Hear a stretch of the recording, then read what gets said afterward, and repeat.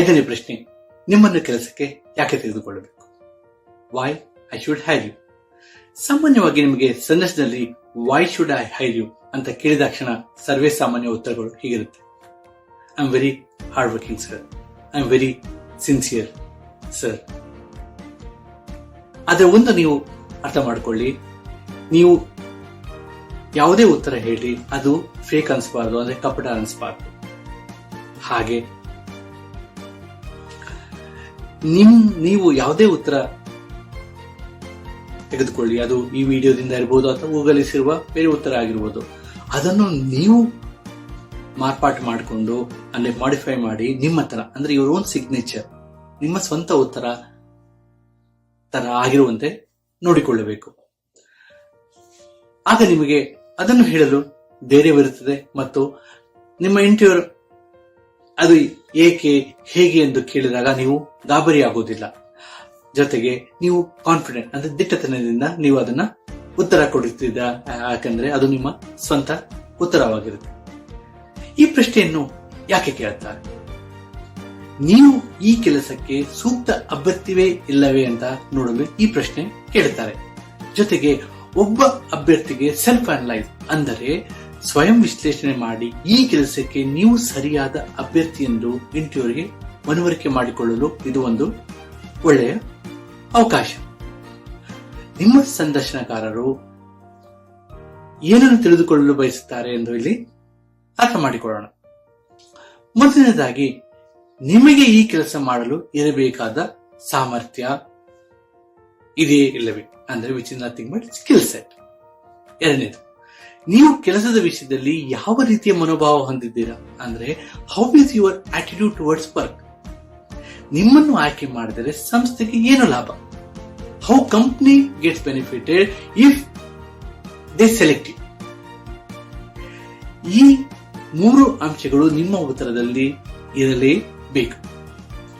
ಸಾಮಾನ್ಯವಾಗಿ ಈ ಪ್ರಶ್ನೆ ನಿಮ್ಮ ಇಂಟರ್ವ್ಯೂ ಕೊನೆಯಲ್ಲಿ ಕೇಳ್ತಾರೆ, ಅಂದ್ರೆ ಇಂಟರ್ವ್ಯೂ ಮುಗಿಯೋ ಟೈಮಲ್ಲಿ ಕೇಳುತ್ತಾರೆ. ಇಲ್ಲಿ ನೀವು ಬೆಸ್ಟ್ ಕ್ಯಾಂಡಿಡೇಟ್ ಅಂತ ನಿಮ್ಮ ಉತ್ತರದಲ್ಲಿ ತಿಳಿಸಬೇಕು. ನಿಮ್ಮ ಉತ್ತರದಲ್ಲಿ ನಾನು ಹೇಳುವ ಈ ಅಂಶಗಳನ್ನು ದಯವಿಟ್ಟು ಇಟ್ಟು ನಿಮ್ಮ ಉತ್ತರನ ತಯಾರು ಮಾಡಿಕೊಳ್ಳಿ. ಈ ಉತ್ತರವನ್ನು 1 ನಿಮಿಷದಲ್ಲಿ ಮುಗಿಸುವಂತೆ ಇರಬೇಕು.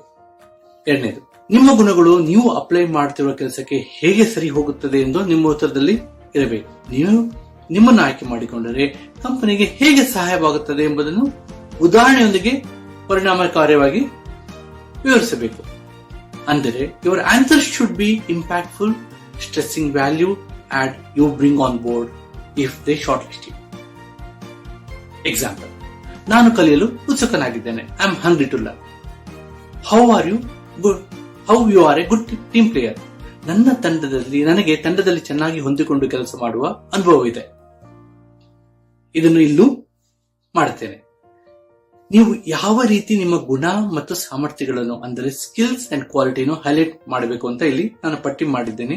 ಈ ಉತ್ತರವನ್ನು ನಿಮ್ಮ ಉತ್ತರದಲ್ಲಿ ಸೇರಿಸ್ಕೋಬಹುದು. 1, ಕ್ವಿಕ್ ಲರ್ನರ್, ಬೇಗ ಕಲಿಕೆಯ ಗುಣ. 2, ಟೀಮ್ ಪ್ಲೇಯರ್, ತಂಡದಲ್ಲಿ ಕೆಲಸ ಮಾಡುವ ಗುಣ. ಎಫೆಕ್ಟಿವ್ ಕಮ್ಯುನಿಕೇಶನ್, ಪರಿಣಾಮಕಾರಿಯಾಗಿ ಮಾತನಾಡೋ ಗುಣ. ಗುಡ್ ಟೈಮ್ ಮ್ಯಾನೇಜ್ಮೆಂಟ್ ಸ್ಕಿಲ್, ಒಳ್ಳೆಯ ಸಮಯ ಪರಿಪಾಲನೆ ನಿರ್ವಹಣೆಯ ಸಾಮರ್ಥ್ಯ. ಪಾಸಿಟಿವ್ ಆಟಿಟ್ಯೂಡ್, ಸಕಾರಾತ್ಮಕ ಗುಣ. ಫ್ರೆಂಡ್ಲಿ, ಸ್ನೇಹಪರ ವ್ಯಕ್ತಿತ್ವ. ಟ್ರಸ್ಟ್ ವರ್ತಿ, ನಂಬರರ್ಹ ವ್ಯಕ್ತಿ. ಈಗ ಕೆಲವೊಂದು ಸ್ಯಾಂಪಲ್ ಆನ್ಸರ್ ನೋಡೋಣ. ಇದು fresher.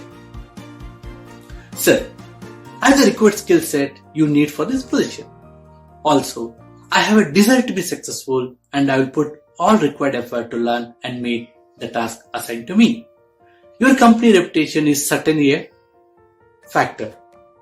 Also, a couple of seniors have been working here and gave me very good review about your company, of our company culture of being employee friendly and providing learning and development opportunities to all employees.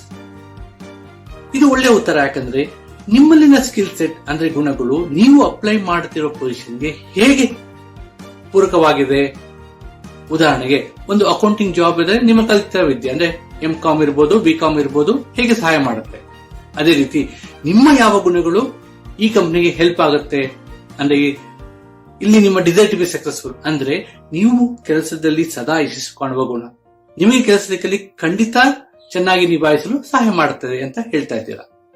ನಿಮ್ಮ ಉತ್ತರದಲ್ಲಿ company ಹೆಸರು ಅಂದ್ರೆ reputation ಜೊತೆಗೆ ನಿಮ್ಮ senior ಹೇಳುವ ಒಳ್ಳೆಯ ಅಭಿಪ್ರಾಯ ಜೊತೆಗೆ ಕಂಪನಿ ಸೇರಲು ಈ ಎರಡೂ ಕಾರಣಗಳು ಪೂರಕವಾಗಿದೆ ಅಂತ ಹೇಳಿದಾಗ ಖಂಡಿತ ನಿಮ್ಮ ಇಂಟರ್ವ್ಯೂಗೆ ಖುಷಿ ಆಗುತ್ತೆ, ನಿಮ್ಮ ಆಯ್ಕೆಯ ಸಂಭವ ಜಾಸ್ತಿ ಇರುತ್ತೆ.